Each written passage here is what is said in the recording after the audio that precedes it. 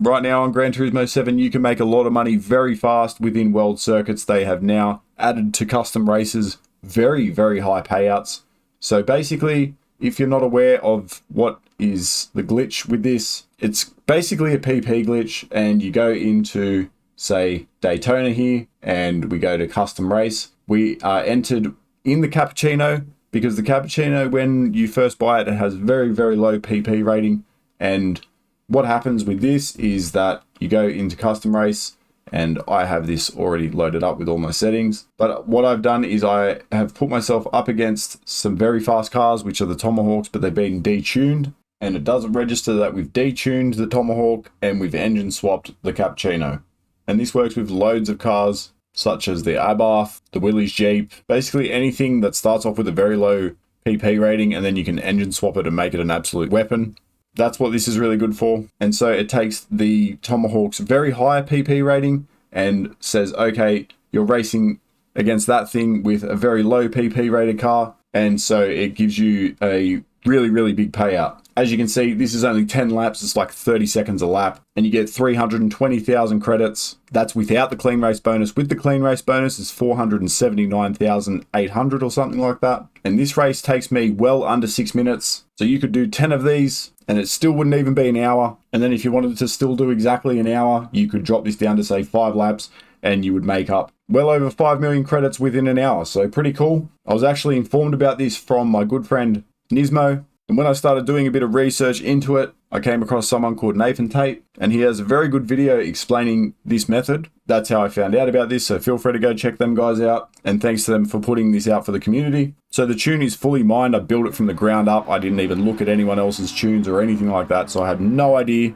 what I was doing. I just started mucking around with things and trying to make the car go as fast as humanly possible. But what I did get from others quite a bit is the race settings and the setup of this whole thing, how it works, with some minor adjustments to make this work for what we're trying to do today. So we have it set up at 10 laps. And why do we have it set up at 10 laps is because we have the nitrous. We want that at full. This allows us to burn the nitrous for the whole race on max nitrous. We want 20 cars on the grid and we want to be starting at the back. This gives us the biggest payout. I have slipstream strength to real. All of this stuff I haven't touched. Have the grip reduction on low, but we obviously don't want fuel, tire wear, or damage on. No boost either. And yeah, for the time and weather settings, you can just leave them as they are and then scroll down. And then here's where we want to enter the Tomahawks. So we go in and go to select from garage. And then when we do this, we go in and change car. And then we just want to be choosing the Tomahawk for all of these slots. It takes a little bit of time, but then you get to the point where the whole grid is all Tomahawks and you are the one in the little lower PP car at the back. Set the difficulty to professional. All of this stuff doesn't need to be touched. That's just how I had it. And now if you are finding that you don't have the same values, I found the same thing, and I have heard people saying that you need all gold for all circuit experience, all that sort of thing. You don't. I haven't done many of the circuit experiences at all. As you can see, I have only done 12%. So yeah, it's definitely not. All I had to do was do the circuit experience for this track, and then when I went in and loaded up all the values, they were what they were supposed to be. So if I go ahead and change that to 30, you can see that this is 958,000, almost a million. But before I did the circuit experience, it was probably like half of that. So yeah, just make sure that you do have it unlocked and you should be all good to go. Also, if you're getting any value out of today's video, let me know by dropping a like on it and subscribe to the channel so you don't miss any future content. And next up, we'll jump into the tunes, and then finally, I'll show you the racing afterwards and show you what this thing is capable of. So for the Tomahawk, what we want to do to set it up is just go in and make sure that it has a fully customizable racing transmission. Set the top speed to the minimum amount that it will allow, and then go to manually adjust and put these figures in. So 43, 43, 141, 174, 195, 198, 344, and the final drive is 6. So this keeps the Tomahawks at a sort of a decent speed, so you're not just lapping them every lap and they get in the way and get really annoying. So feel free to play with that and try to find something that works really well for you. And so there's two elements to the tuning for the Cappuccino. We have got the first one here in car customization within GT Auto.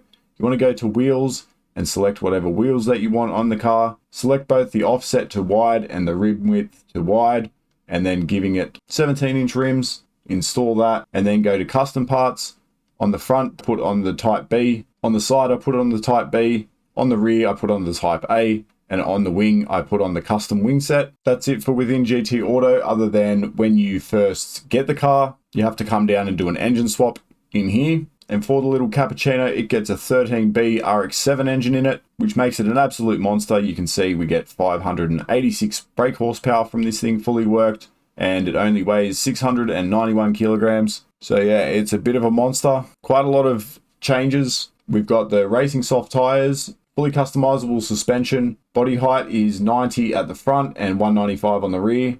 10-10 for the roll bars. 20-20 for the compression damping ratio. 50-50 for the damping ratio expansion. Natural frequency set to max on both front and back. 3.4 on the front and 3.6 on the rear. And then negative camber angle. These are just both on 3.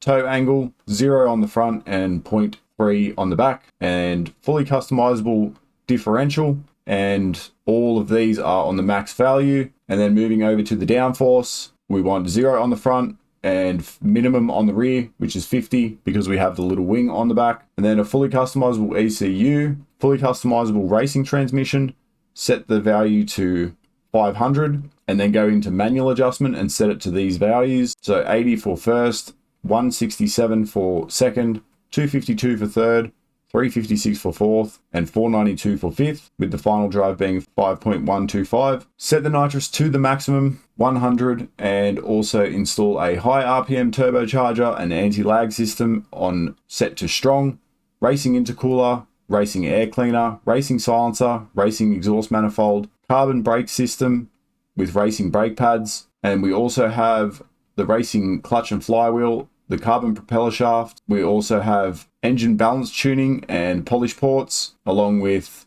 some weight reduction, stage 1, 2, and 3, and also increasing the body rigidity. And let's jump in and I'll show you how quick this little thing can go. So starting off, you want to make sure that you have all of the assists on. Trust me when I say this car is undrivable without them. I turn on ASM and I also put counter steer onto strong and have traction control at +5. You can try and drive it without the assists, but I have tried and it's not very fun. So this is definitely my advice. If you want to stay facing in the right direction, and even still, it will still kill you if you're not careful. It is a bit wild, given that we are in a Suzuki Cappuccino with a ridiculous amount of horsepower, doing over 400 kilometers an hour. You know, things are probably going to get a little bit hairy, but you can do it. It is manageable. It's a lot of fun. And when we're jumping into the race, at the start, you're going to have to overtake the AI. They will pull away a little bit because the Tomahawks are being set to have somewhat of a decent speed, so at first they'll take off, but you will catch up quite quickly. And once you've done it a couple of times, they kind of behave in a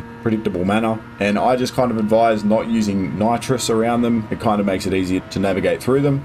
And then once you're clear, you just smash on the NOS and away you go. And I did have it set so that that would be it for the Tomahawks. You would just be passing them once and then you wouldn't see them again. But now that I've made the car faster, I probably should have gone back and set the Tomahawks a little bit quicker again so that we don't run into them, but we will have to pass them right at the end of this race again. And as you can see, quite comfortably, this thing can do 33s. It's doing 34s right now with some dips into 33s, but I am on controller. When I was on the wheel, I actually was doing low 33s consistently with this thing. The fastest lap I managed was a 33.2, and they were nearly all within the range of 33 something, pretty much all under 34. But because I'm not used to the controller, it just is what it is at the moment. But it's still very, very quick, and it will easily do 34s, possibility of 33s, maybe even 32s, who knows? I don't know if you guys can get it to do 32s, but maybe with a little bit more tuning we can. And yeah, this is my first attempt at a money grind build. I've really started to enjoy the tuning aspect of Gran Turismo, and I thought this is a mad way to kick off Spec 2 and dabble in something that is a little bit out of my comfort zone. But hey, I made it work. The car's an absolute weapon. And yeah, let me know if you guys want to see more of these. Thank you so much for watching. I'll catch you in the next one. Cheers.